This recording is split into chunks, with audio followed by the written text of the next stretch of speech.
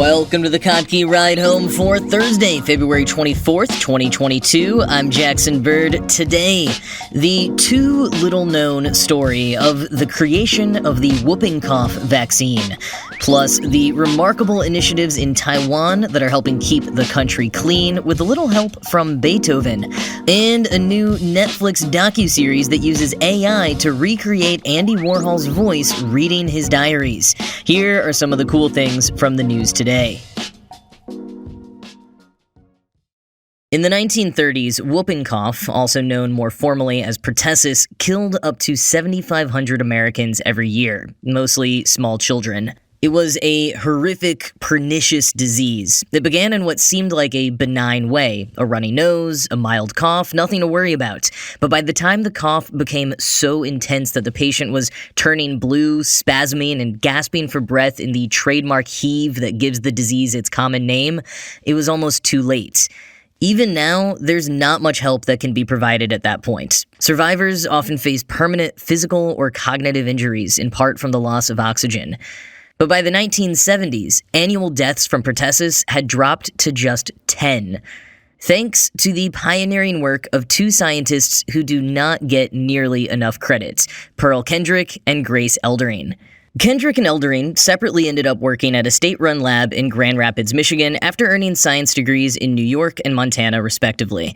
As Smithsonian describes it in a recent profile of the two women, educational opportunities for women in the 19-teens were expanding rapidly, but job opportunities were not. Getting an education was considered a nice and charming thing for a woman to do that would enhance her appeal and contentment as a future housewife. Maybe she'd teach for a little bit before finding a husband and having kids, but nothing more than that. Kendrick and Eldering both tried teaching, but wanted more. One of the few other options for women at the time was in public health. With long hours, low pay, and few chances to earn accolades and status, not many men wanted to work in state-run labs, which made it unfortunately perfect for women. So Kendrick and Eldering ended up at that lab in Grand Rapids, and in the midst of a major outbreak of pertussis in the city, asked the lab's director if they could work on research for a vaccine for the disease. They got the all clear, but not a huge vote of confidence. Quoting the Smithsonian, "In the beginning, their main goal was to diagnose the disease faster and more accurately so contagious patients could be isolated as early as possible and return to school or work as soon as the contagious stage ended. Their weapon of choice was the cough plate, basically a petri dish with the culture medium painted on the bottom. The two women, along with doctors, nurses, and others on their team, would hold the open dish a few inches away while a patient coughed onto it. The dish, covered with a lid, then went back to the laboratory and into an incubator to grow the bacteria into colonies suitable for analysis." End quote. It took a lot of work to confirm their first specimen of Bordetella pertussis, work largely done by Lonnie Clinton Gordon, a black microbiologist on their team, but then 7 weeks later, they had their first experimental version of a vaccine. Quoting again, "Coming up with a vaccine for any disease was still a rudimentary cooking without recipes enterprise. Researchers had to experiment with different methods of killing or weakening the pathogen to make it safe enough to inject into human patients, but still strong enough to elicit lasting immune resistance to the disease. In 1931, the American Medical Association declined to endorse any of the pertussis vaccines then available, concluding that they had absolutely no influence on prevention and were useless as remedies after onset of the illness. Kendrick and Eldering's vaccine consisted of whole-cell Bordetella bacteria killed with a common antiseptic, purified, sterilized, and suspended in a saline solution. Others who had developed vaccines before them often neglected to provide critical information on preparation, dosage, and other considerations, with the result that one batch could vary wildly from the next. Kendrick and Eldering took a far more systematic approach at every step, from the initial collection of bacteria through testing whether their vaccine actually protected children. They learned as they went, for instance, that bacteria collected at a certain stage were more likely to elicit a strong immune response, and they tested various iterations of the vaccine for safety by injecting them into experimental animals and themselves." End quote. Clinical trials were a new field at the time, and certainly not standardized, so the two spent a great deal of time after hours just designing how the trial would safely go forward. In the first round, they had nearly 1,600 children participants. About 700 received the vaccine, and about 800 were controls.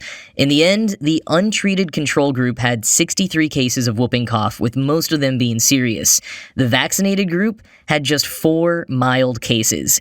It was pretty astonishing, and not too surprisingly, the male medical establishment didn't immediately believe the results.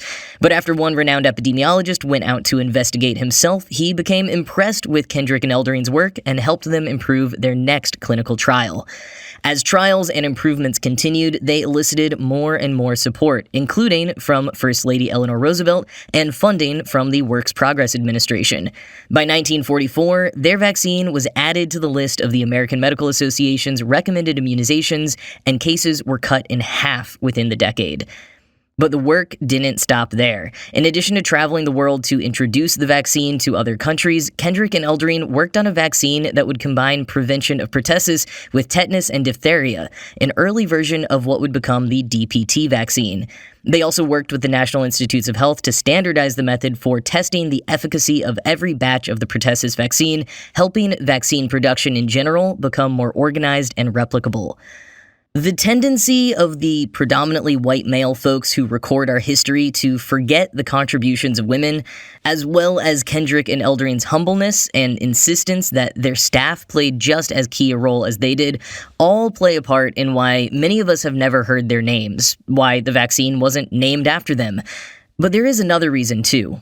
Quoting the Smithsonian, "It has to do with the paradoxical nature of prevention. When a vaccine or some other healthcare measure prevents a disease, it leads people to forget the disease that it prevents. The vaccine itself can then become a target, because real or imagined adverse effects now suddenly seem worse than the disease." End quote. This is something we are all too familiar with now, as the anti-vaxxer movement swelled to bursting with the advent of COVID-19 vaccines. Those who question all vaccines, not just for COVID, are predominantly from a generation lucky enough not to remember the horrors of diseases like pertussis or polio. To them, the real and exaggerated or made-up side effects and risks seem worse than a hypothetical disease they may want to imagine themselves lucky enough to never get anyways. Jason shared an excellent video essay from Vox over on Kottke.org today that walks through how so many people ended up turning against the COVID-19 vaccine. It's pretty grim and deals more in politics than psychology, but it's still worth a watch if it's a topic you're interested in.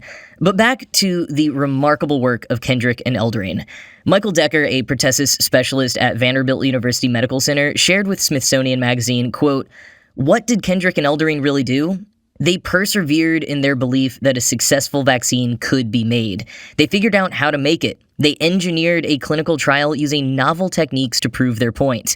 And in the face of intense criticism from people of high standing, they showed that their results were correct. They basically laid the pathway for modern pertussis vaccination." End quote. Or, as Kendrick would tell a reporter later in life, quote, "I never thought there was anything I couldn't do."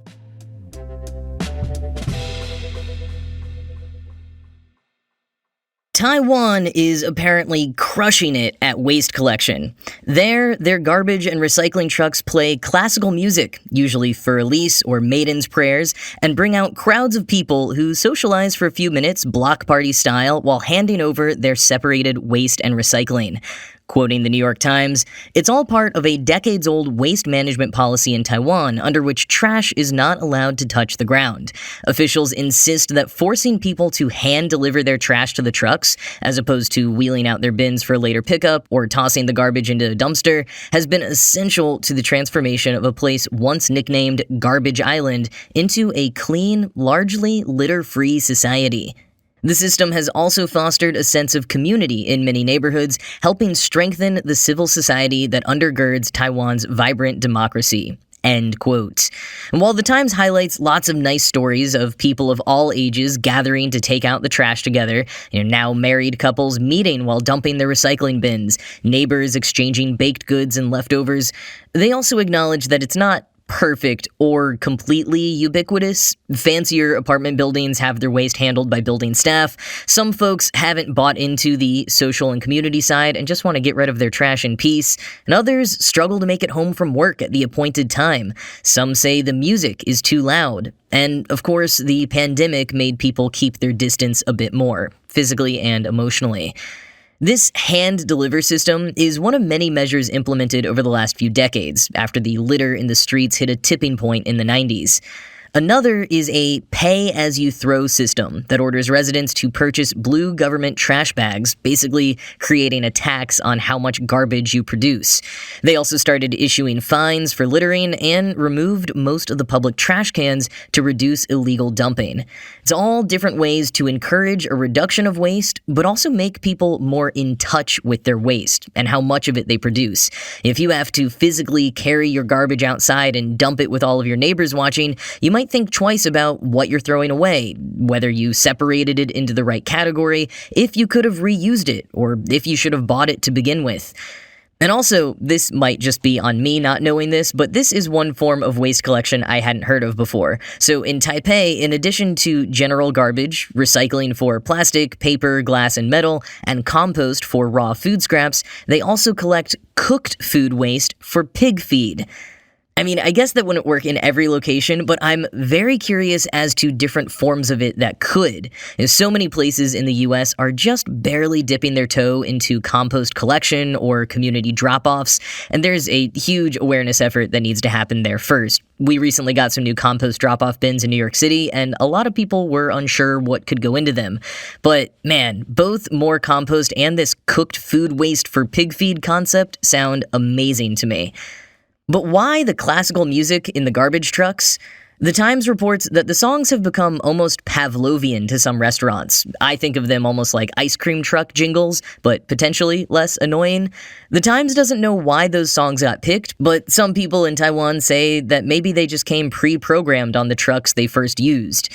The music is certainly beloved, though. According to The Times, when one town tried switching from Fur Elise and Maiden's Prayer to English language lessons, no one came out to throw away their garbage. Dang. Yang Xiaomao, an official at the Environmental Protection Bureau in charge of sanitation work, says all of these measures have been incredibly successful, and as such, no matter how much some individuals might complain about the bother or the music, it's all here to stay. He told The Times, quote, "There's no way we can go back. We need this system." End quote.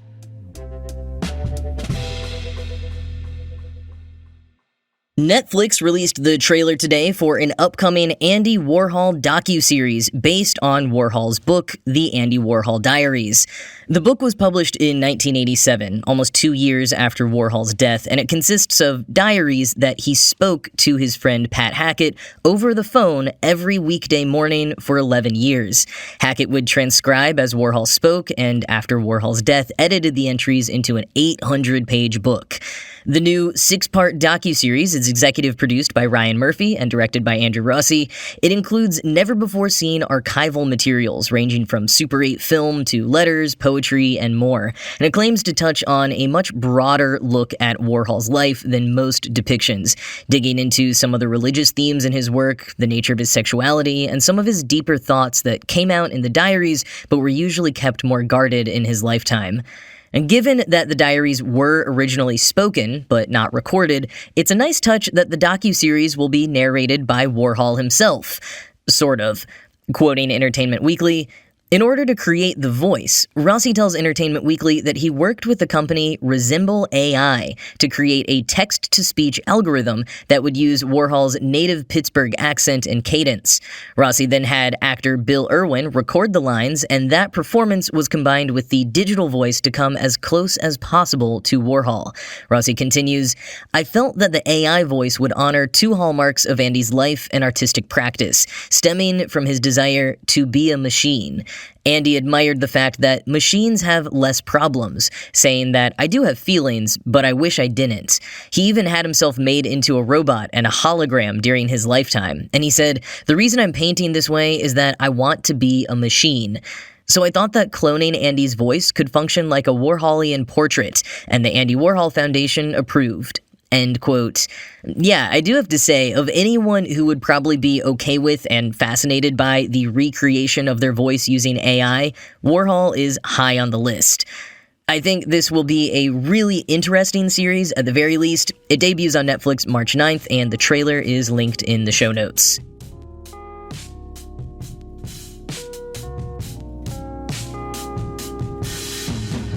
So, given today's events, Russia invading Ukraine, I wanted to address that and sort of lay out the extent to which I may or may not be discussing the situation as it continues. First and foremost, my heart goes out to the people of Ukraine. I'm linking to an excellent rundown from Global Citizen that breaks down the situation and also includes local aid organizations that you can support, local journalism to follow, peace protests to join, and more. And that said, I kind of echo what Jason said on Kottke.org this morning. There aren't hard and fast rules about what I share news-wise and what I don't on this show. We started as a COVID news podcast, so developments in that direction usually seem like fair game, and that's a topic I feel like I have a decent grounding in from having co-written on the show in the early days. A lot of times I'm tempted to say that the point of this show, at least one point, is sharing hopeful stuff in the news. That it's something most people listen to instead of the more downer news they're otherwise following. That it's maybe a distraction from tough realities. That I focus on things that remind you there are still good people out there, amazing innovations happening, that the world is still spinning. But I know that I regularly veer into more bummer news with the climate emergency or just my own existential crises about big tech, so I can't really use the "this is a happy podcast" excuse. What I can say is that I do not at all feel qualified to be reporting on this situation, and I do not want to accidentally spread misinformation. Now, I'm not saying I will never cover anything about what's going on, because unfortunately, at the very least, the effects of this will be ongoing. But mostly, when I do touch on it, I'll be sharing the reporting of more qualified individuals and institutions, as well as any resources that I come across as I personally follow the news. And in that vein, I've got a lot of links in the show notes today with some news coverage, some other emerging resources, an article myth-busting the fake photos and videos already being circulated, and a list of book recommendations. Because if you're someone like me who hasn't been paying attention to the political situation in Ukraine in recent years, it's a good idea to get caught up.